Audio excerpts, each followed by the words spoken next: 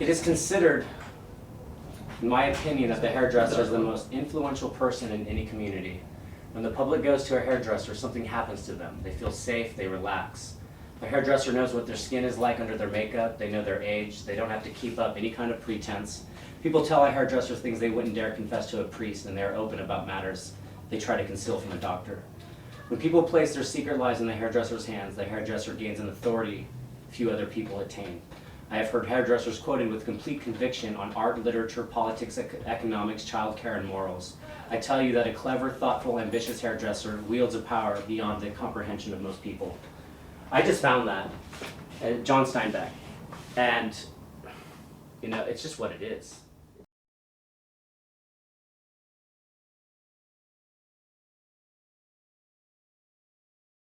I don't push it on anybody after the fact though either. No, it's not like, never. hey, you guys need that done again. That'll never be my mission. Right. We forced you to get it for free. Yes, we do forced force you to that. Yeah. No, it was an interesting thing. It was something I would never have done. I still can't believe I did it. Either. And that it's even in the realm of me considering doing it again. It is so much fun. It's so much fun to see somebody transform in that way by just a small amount of hair being removed. It's funny too because when I was in beauty school, my first eyebrow waxing experience on an actual client, I waxed her eyebrow off. Like, I don't know exactly what happened, but when I put the paper or the muslin fabric on, the wax like spooged up into her eyebrow and she lost from here over. So like the very beginning part was just gone and I died inside. The eyebrow wax is kind of like a focus on a camera or on a camera. And then you come into Brick's Barber, I wax you, and instantly people look at you different. They speak to you different, longer, with more intent. You look more interested. Do something you've never done before. Something that scares you. It doesn't have to be physical, it could be mental, it could be public speaking, it could be anything. I highly encourage everybody to do that. If I didn't do my first eyebrow wax, I don't think I'd be here, or get my eyebrows waxed, I don't think I'd be here today. And it's amazing how it turned into my whole life. Life doesn't get really interesting until your mid to late 20s. Actually, here's a little story for you. And you may find it true in about 6 to 7 years. When I was 21, I went to one of my friend's birthday parties, his cousin or some shit like that. It was all family. It was this old guy sitting in the corner. Grandpa, I'm just assuming. He didn't say a word the whole time we were there, but for whatever reason, this old man, even though he's in total silence, he just captured my imagination. I just couldn't stop staring at him. And so we all sing happy birthday to you, happy birthday to you. And then the old man finally cracked. You're retards. You're all goddamn retards, so you're at least 27. And the girl's mom's like, Grandpa, stop that! That's inappropriate. I'm just staring at the old man. I'm like, this dude is amazing. My hero. Oh yeah, and I was 21 and I'm like, this old man doesn't know shit. I'm 21, doesn't he know? I know everything. Well, holy shit bags, if he wasn't dead on right. So, I don't know, do I have any aspirations to be Nike of hair or whatever? Nah, not really. I do have an aspiration to be an iconic location. Do you want to tell us about the octopus?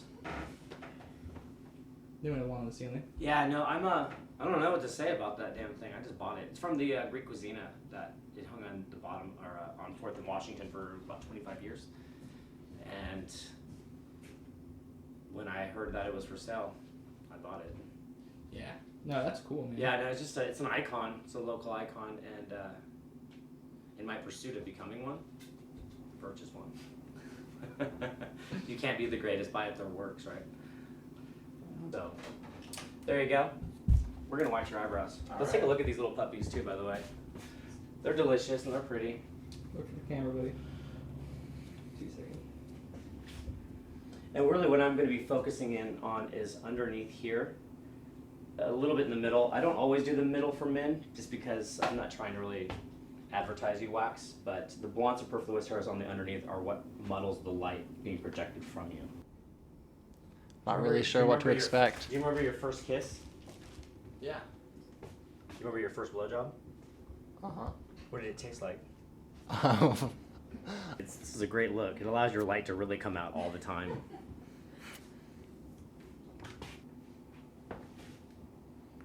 Now, your average everyday houseplant needs attention, rotation, food, water, and light in order to be a healthy, happy houseplant. When you see a girl that you're attracted to, before you had this like little, you looked unsure, Eric. I don't know what to say. You're young, you're twice your age. Now, when you're doing whatever and you see Sarah, your intent is going to be well read. So, we're about to wax my eyebrows. If you like that, you're going to love it. All right, do you have a tattoo or anything? Yeah? Well, act like it. So, what do you call a kid with one arm, one leg, and an eye patch? What? Names. Yeah, I didn't have any watches or anything. That's going on the documentary. Yeah. Better. Oh. Here's the camera. You want to zoom in on my eyebrows? You can zoom in. Mm-hmm. Oh, hey. Oh, wrong one. Shit. I'm totally fucking it up. Oh, there we go. There we go. That's good.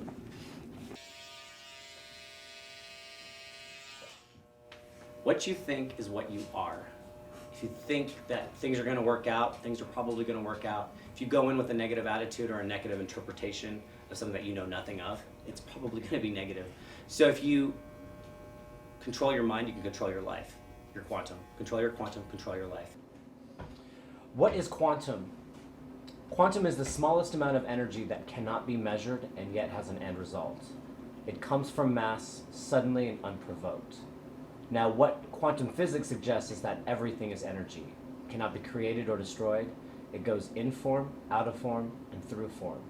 And to observe something changes it. But how you observe it changes the observer as much as the observed equally. Now, the working model for that is thought. Thought is the smallest amount of energy that cannot be measured and yet has an end result. It comes from mass, suddenly and unprovoked. It cannot be created or destroyed. It goes in form, out of form, and through form. And to observe something changes it. But how you observe it changes the observer as much as the observed equally.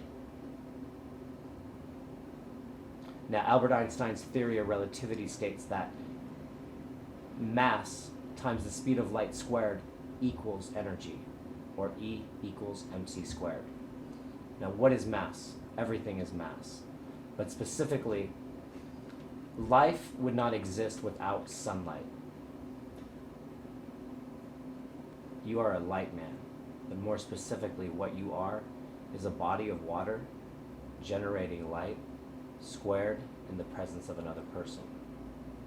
E equals mc squared is nothing more than the mathematical composition of the human element in concert with other human elements, in concert with math, science, biology, philosophy. And in order to fine-tune or increase it, one must wax their eyebrows. No, none at all.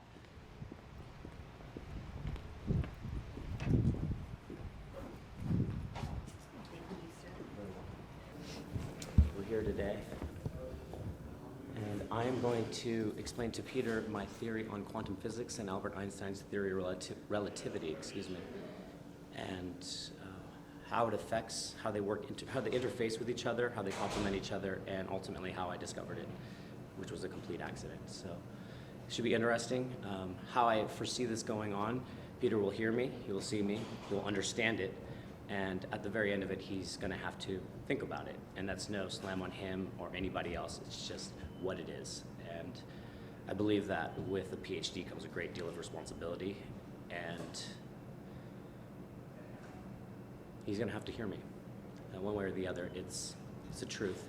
And I suspect, even being a PhD, which can be good or bad, the pursuit of the truth and teaching people how to become the most they can possibly be, this will be a huge part of that. And I'm excited. Oh, you do have facial hair. I do. I'm so used to that reaction when people meet me. They're like, wow, look at this Yes, guy. it's very, Is he very serious? impressive indeed. Oh, and I didn't even come to impress you today with that. Well, Barbara, as a matter of I'm fact. not really a normal academic in You some are ways. not. You'll see also my hero up Oh my God, you are rad. there. You know. Yes. Okay. So. But get off this track. isn't about me. Why is he making a movie about you? That's a good question.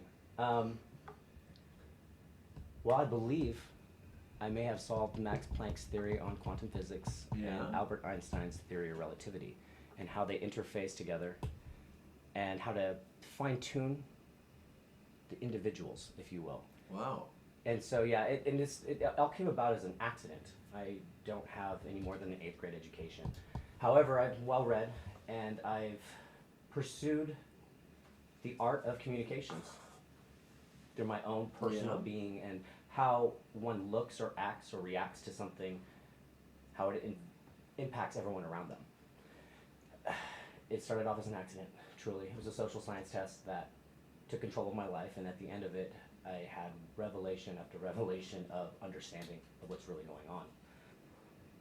It affects math, science, biology, psychology, physiology. It literally affects everything. It is, by definition, the theory of relativity explained in detail. Well, are you writing this up? I mean, are you I, going to no. publish this? Not at all. You know what I am? I am the messenger, if you will. I don't have the resources or the energy or the aptitude. Quantum physics. Everybody's discussed the theory. They all know the definition of it, but We do? most of us do. And once I start rambling, bet they don't. They do.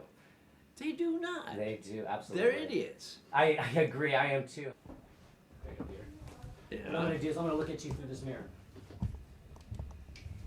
Okay. Now, a human by definition, hue meaning shade of light, you are a light man. But more specifically, what you are a body of water generating light squared in the presence of another person.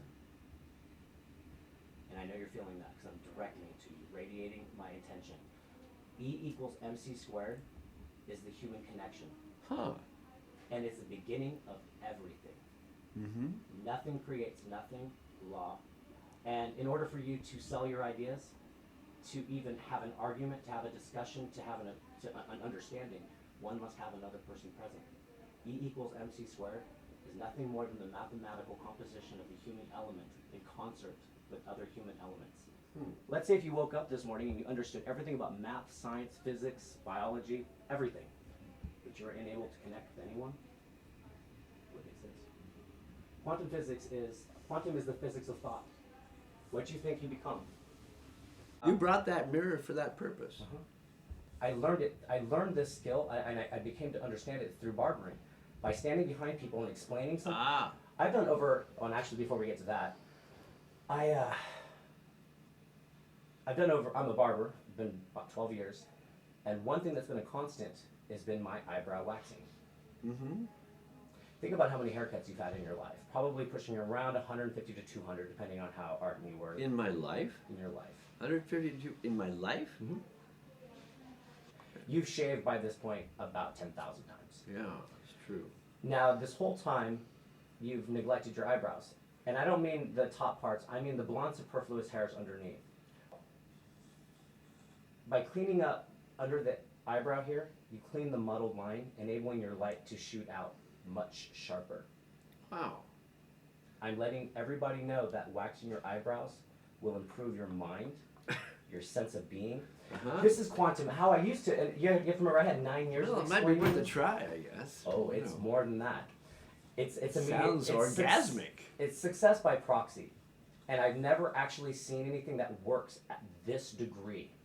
By doing nothing, you don't have to change your food, your diet, your religion, your train of thought, your way to work. You instantly feel better.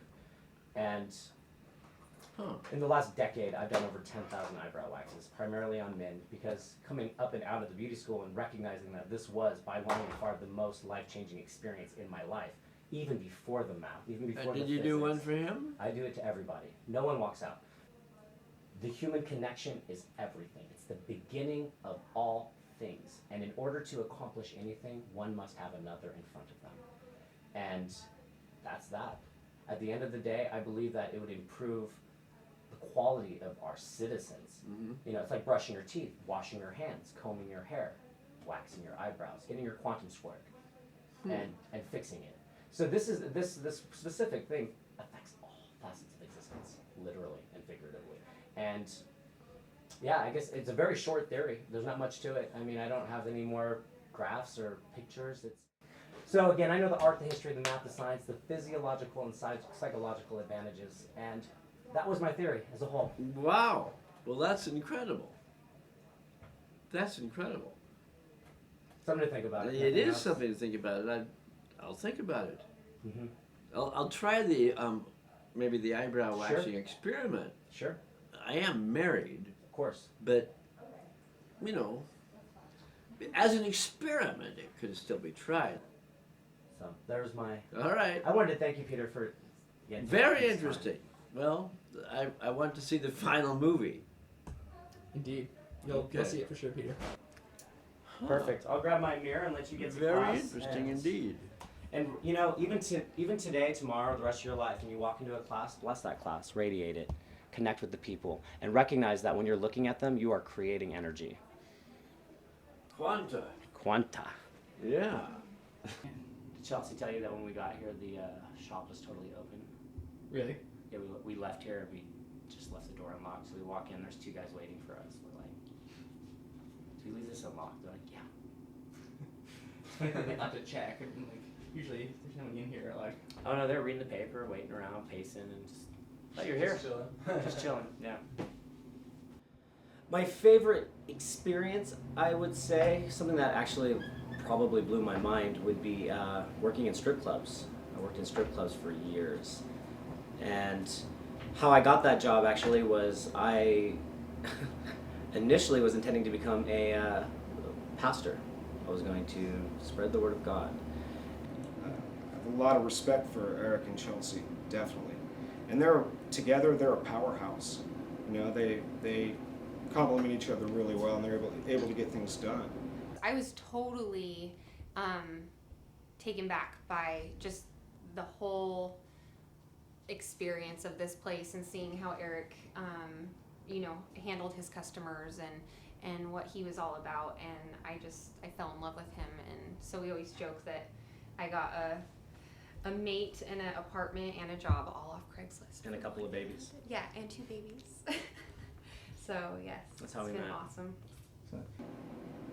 I've been inspired by what Eric and Chelsea have been able to accomplish. It inspires me, you know, because I'm right here with them. You know, we're great friends, and chokes me up a little bit, but it's great to see people that are doing things with their lives, important things, and people who really accomplish things. They work hard, and they struggle, and they suffer, and they put their souls into it, and that's the only way I think any great thing is accomplished.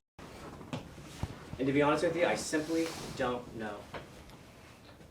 I really want to share my theories with the world, so I think I would be happiest talking to people all day about it. That's what I do here. I do what I love. I talk about energy, people, potential, and I'd like to take that show on the road. Now, would I take...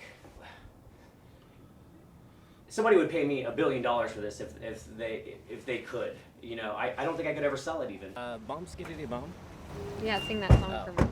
Bum skiddity bum hype. I got pa-dum pa-pum pum. I got the B-5-4 diddly bum. Here I come, so Peter Piper. I'm hyper than Pinocchio's nose, cause I'm a supercalifragilistic tic-tac-pro. I get the bootsy, bazy. Now you got the crazy. Crazy with the book, squiggly goo, where's the gravy? So 1, 2, unbuckle my shoe, yabba-doo, hippity-hoo, cracker-bruce, a trick-or-treat from my beat. Yep, I dribbity drop the hit. So beats get on your mark, and punk I won't split. I switch tracks, a double deck, and smickety smacks the whiz kids. The book and the book and the book and the boy's about to get his whiz. My waist bone's connected to my hip. bone, my hip bone's connected to my thigh bone, my thigh bone's connected to my knee bone, my knee bone's connected to my hardy ha ha ha. A jibbity jabber, George is jabbing at your funny bone. A skip of the Ovaltine, I'd rather have a honeycomb, but preferably the sense of mealy smickety smoke the blunt some. Dun dun dun dun dun dun dun.